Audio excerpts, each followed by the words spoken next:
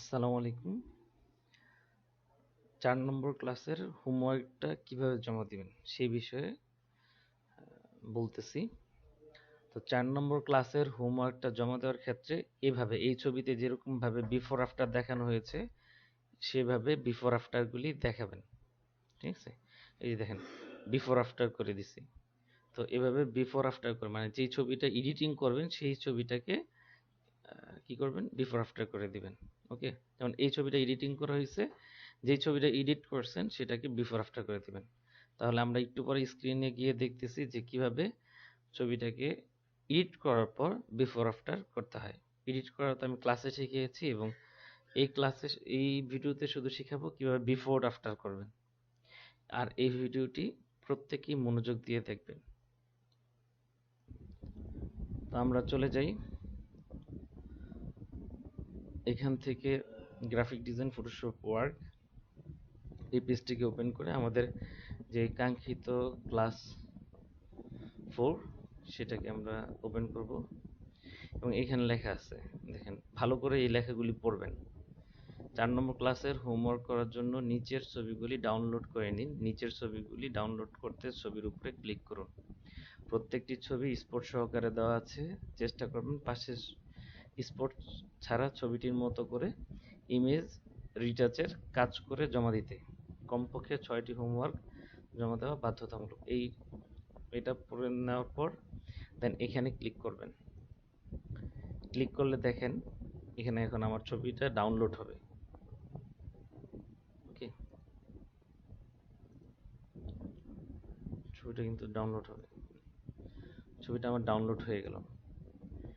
কিভাবে আমি হোমওয়ার্ক করব সেটা তো আমি ক্লাসে দেখাইছি।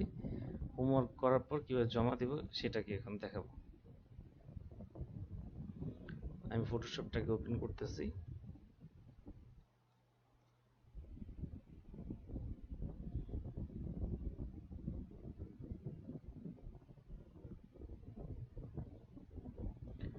দেন আমি এখান থেকে ওপেনে ক্লিক করে আমার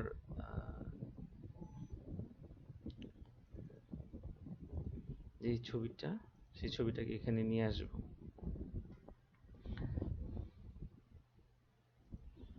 ফটোশপে ওপেন করব ছবিটা।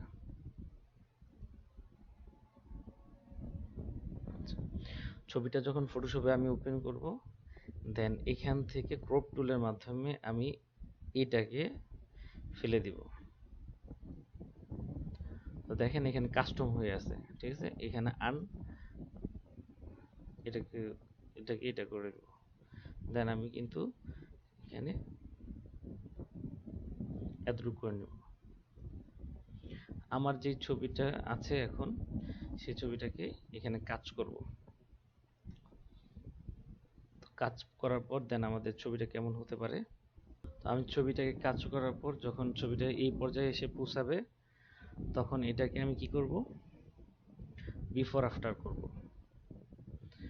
বিফোর আফটার করার ক্ষেত্রে আমি এখান থেকে ইমেজ থেকে চলে যাব অ্যাডজাস্টমেন্ট থেকে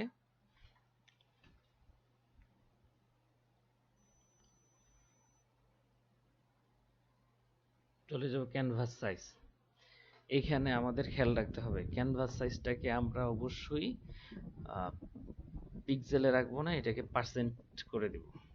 আর এখানে রিলেটিভ এখানে ক্লিক করে দিব, এখানে পার্সেন্ট করে দিব, এখানে ক্লিক করে দিব। এখন আমি কিন্তু উইথে বাড়াবো, তাই না? তো উইথে যদি আমি বাড়াইতে চাই তাহলে কত পার্সেন্ট আমি বাড়াবো? 100%। এটা আছে 100%, রিলেটিভ হচ্ছিল আরো 100%, তার মানে এটা 200% হবে। তো আমি পাশে এটা বাড়াবো। ওকে,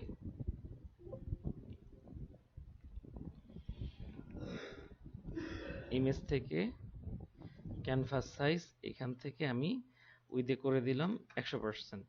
আচ্ছা, 100% করে দেওয়ার পর দেন আমাকে এখানে কিন্তু দেখিয়ে দিতে হবে আমি কোন দিকে বাড়াবো।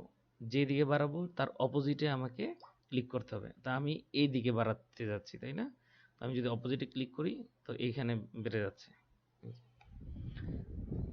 তো আমি যেই ছবিটাকে এডিট করেছিলাম সেই ছবিটাকে এখানে বসিয়ে দেব। ওকে, এভাবে এডিটিং করার পর আমি এই ছবিটাকে 100% করে দেওয়ার পর আমার যেই ছবিটা এডিট করা হয়েছে তার পাশে আমাদের আগের ছবিটাকে নিয়ে আসব। সেখানে লিখে দেব B4, এটাকে বড় করে দিব।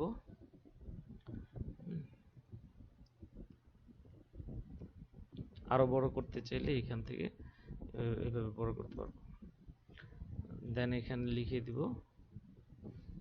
B4, আবার অল্টার ধরে আমি এটাকে আবার কপি করতে পারবো। ঠিক আছে, এখানে লিখে দিব, আবার টেক্সট টুলে চলে যাব। টেক্সট টুলে চলে গিয়ে আমি যদি এখানে ক্লিক করি, একমাত্র ক্লিক করলে আমাদের চলে আসবে। এই যে এভাবে যদি আমরা লিখি আফটার,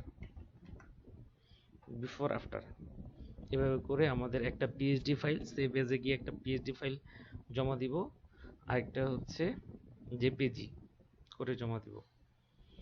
এভাবে করে আমাদের হোমওয়ার্কটা আমরা জমা দিব।